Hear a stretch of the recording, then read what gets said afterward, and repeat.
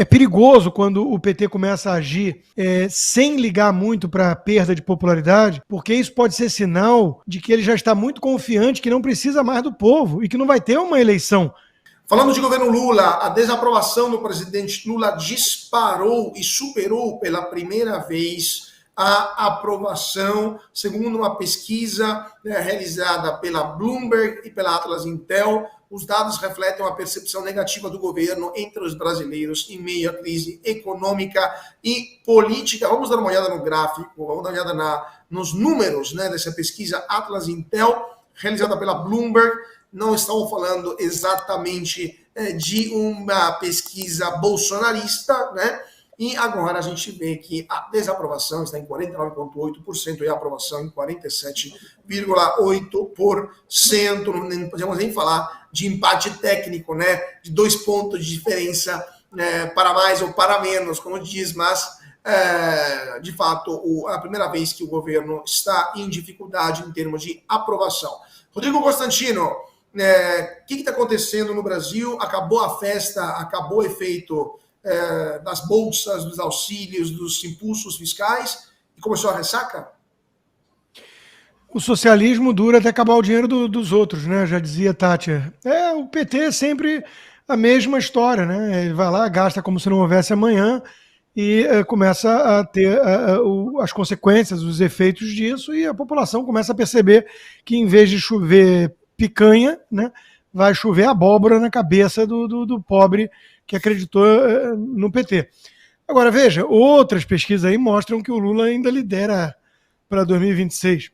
Por que eles querem, então, afastar o Bolsonaro da disputa de forma ilegítima, digamos assim, na galega, né? Por que eles não deixam, então, ter uma concorrência fair, justa?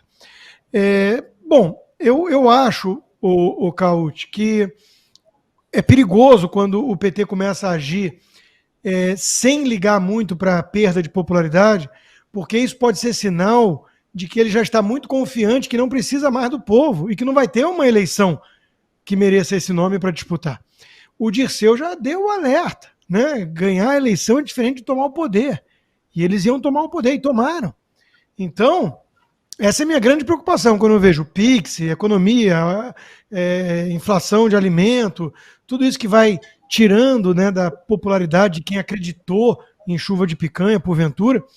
O PT não liga muito para isso, porque ele está confiante de que ele chega ali em 2026 a lá Maduro. Maduro para ganhar a eleição, não importa o que aconteça com a economia.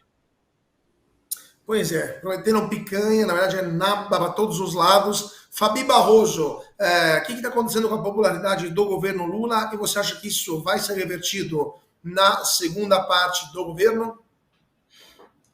Bom, teve uma tentativa agorinha, né? O Lula lançou um vídeo aí, tá em todas as mídias, né? Ele tá fazendo um pix lá pro Corinthians, não é mentira, gente, é verdade, para mostrar que não há taxação. Gente, se isso resolver o problema aí que eles mesmos plantaram em relação ao pix, em relação à cobrança, aí a gente já vai ter um bom termômetro, porque é o seguinte, o brasileiro viu, né, o pessoal que votou nele, o pessoal mais classe mais baixa que votou no Lula, viu a taxação das blusinhas da Shein, que aliás não para de aumentar, porque agora o ICMS também não para e tá uma coisa de maluco. Então, assim, a popularidade do Lula realmente não tem como reverter, mesmo porque a gente sabe qual é o projeto de poder deles e não existe plano econômico, né, para tentar minimizar a situação. Tanto que essa própria situação do PIX, sendo real ou não, a gente já explicou aqui, mas vai fazer de fato que as pessoas andem com mais dinheiro nas ruas. Isso causa o quê? Mais impressão de cédulas, mais inflação e mais violência, porque as pessoas serão assaltadas com probabilidade de estar andando com dinheiro ou não na rua, né?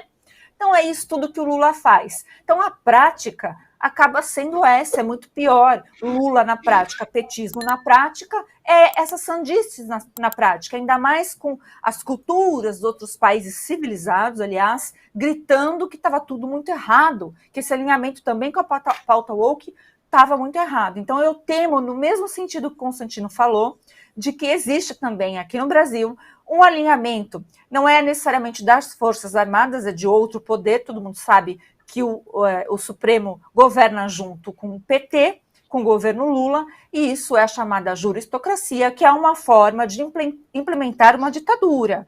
Então, isso eu também tenho receio. Talvez o povo seja somente um detalhe. Espero que não, espero que ainda dê tempo do brasileiro ver, reagir, né, e os outros aí que estão dormindo, principalmente o pessoal que está no poder, fazer o possível para isso não acontecer. Nós não queremos ser uma Venezuela. Serrão, rapidamente que temos que chamar mais um intervalo. Quando a popularidade do Lula, segundo essa pesquisa, estava superior a 50%, o presidente não podia andar na rua sem ser vaiado. Agora que ele é mais impopular do que popular, você acha que ele vai conseguir fazer alguma coisa, se locomover no país? E, de fato, a gente pode acreditar nesses números, considerando aquilo que a gente vê nas estatísticas e na rua? Nada disso. O que vai acontecer agora é o investimento, entre aspas, do governo em 200 milhões em publicidade. O TCU já liberou geral, o governo vai poder gastar isso. E o que está ferrando o Lula? O desempenho econômico ruim e essa parceria com a juristocracia que está errando na mão e exagerando na tirania. No mais, Lula é uma tragédia. O cara gastou 46,8 milhões em viagens, em 14 viagens internacionais que ele fez. É dinheiro jogado fora em aluguel de veículo, é hospedagem em milhões, dezenas de milhões em hotéis de luxo e brincadeiras com dinheiro público. Tudo isso está sendo denunciado, quem quiser ler, na Gazeta do Povo, numa matéria excelente do Lúcio Vaz. Então, Lula é a expressão da incompetência, juntando péssimo desempenho econômico com gastança exagerada, péssima comunicação, sobretudo de Lula e da sua primeira-dama Janja, e o resto metendo a faca no bolso do pagador de imposto para sustentar essa porcariada toda da Petelândia. Nota menos 13, Lula, não dá para te dar outra nota, não. E falando do PT, o PT não nos aponta nunca, né? Como dizia Nelson Rodrigues, sempre há algum escândalo de corrupção antes, durante ou depois do PT passar. E nesse caso, pior ainda, né? Porque um dirigente do PT recebeu a família do mandante apontado no caso de Marielle Franco. O clã Brazão, Chiquinho Brazão, que é suspeito de ordenar o assassinato da vereadora do PSOL no Rio de Janeiro, Marielle Franco, foi recebido por Luiz Sérgio Quaquá, líder petista e possível também presidente do Partido dos Trabalhadores. Aniele Franco, a ministra no governo Lula, já quer acionar o Conselho de Ética. Gleisi Hoffmann também disse que repudia tudo isso. Não sei se temos um print aqui do Quaquá, que postou uma foto junto com o clã Brazão, dizendo, basicamente, se solidarizando, né? Recebi aqui, abre aspas, com muita dor no coração, mas muita consideração e solidariedade, a esposa e os filhos de Domingos Brazão, fecha aspas. Em nenhum momento ele disse que ele é preso, acusado de ser o mandante da morte de Marielle Franco pela Polícia Federal, ou seja, não exatamente por um órgão considerado bolsonarista. Rodrigo Constantino, por basicamente 6 anos, a esquerda e a grande mídia tentaram juntar o caso Marielle com o ex-presidente Jair Bolsonaro. Agora que descobriram que é um cara ligado ao Lula, começa a noite das longas facas dentro do PT? O que está acontecendo? O que está acontecendo é o de sempre, pura hipocrisia. A Marielle sempre foi, enfim, um mascote, um uso político, né, que fizeram dela ali, com a ajuda da Globo e tudo mais, e ficaram martelando esse tempo todo que podia ter alguma ligação com Bolsonaro, uma insinuação para lá de leviana e irresponsável. Aí é uma figura conhecida do Rio de Janeiro, né? Meu Rio do Serrão. O Rio de Janeiro, para o público em geral entender, é um experimento social fracassado. Se em vários estados a corrupção toma conta da política e até mesmo nós corremos o risco de virar um narco-estado, no Rio isso já aconteceu há muito tempo. No Rio não é que o crime é usado pela política, o crime tomou conta da política. né? Então, essa família do Brasão aí é conhecida, vai saber em que o Quaquá também é conhecido e vai saber em que circunstâncias que teve esse encontro aí para postar e tudo mais, né? Então ali não tem ninguém que vale nada, é tudo ali mafioso, tudo quadrilha, quase tudo, né? Pode ter uma ou outra rara e honrosa exceção que valida a regra, mas de forma geral o Rio de Janeiro está totalmente dominado, tudo ocupado.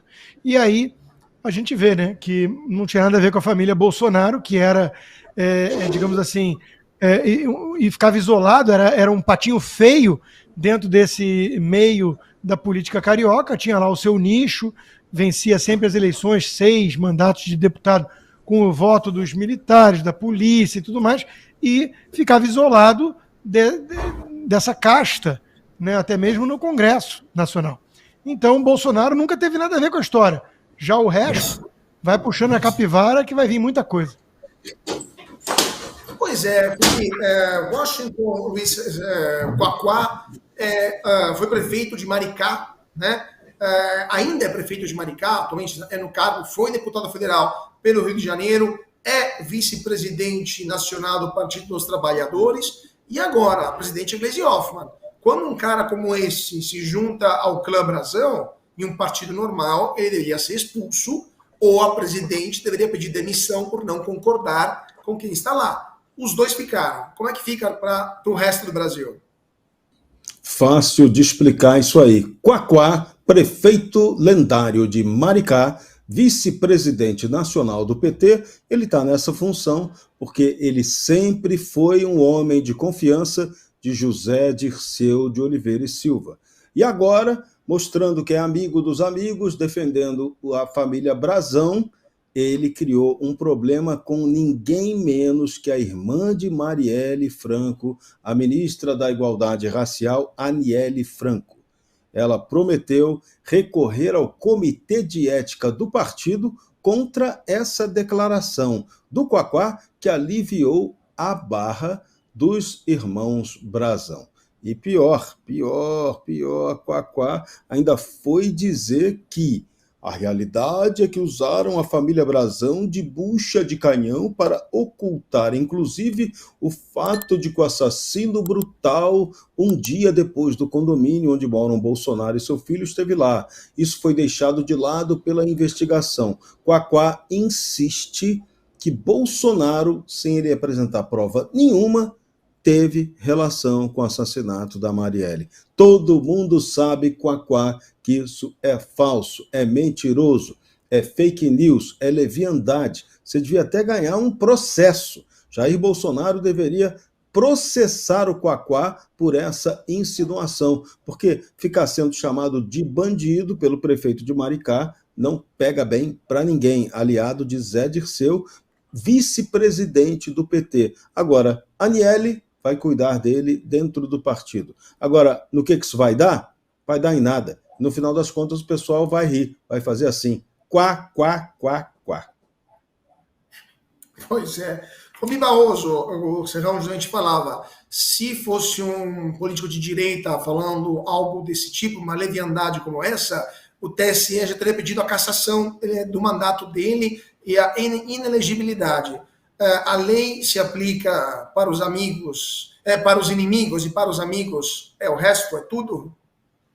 O problema é que a lei são eles, né? Não é nem mais essa questão de aplicar um ou outro. A lei, como disse até aquele que está preso, esqueci o nome dele agora, militar, ele disse que, né, o Alexandre de Moraes havia dito que ele é a lei. Pois é o que parece, mas aí eu estou falando de todos os ministros. Mas nessa questão aí do Brasão, vamos deixar bem claro, a investigação da Polícia Federal foi ampla, essa denúncia foi rebatida por muita gente, porque aponta lá para um delegado de polícia, para um investigador, como sempre, no Brasil, principalmente no Rio de Janeiro, né, que tem realmente esse experimento social fracassado, essas coisas são para valer.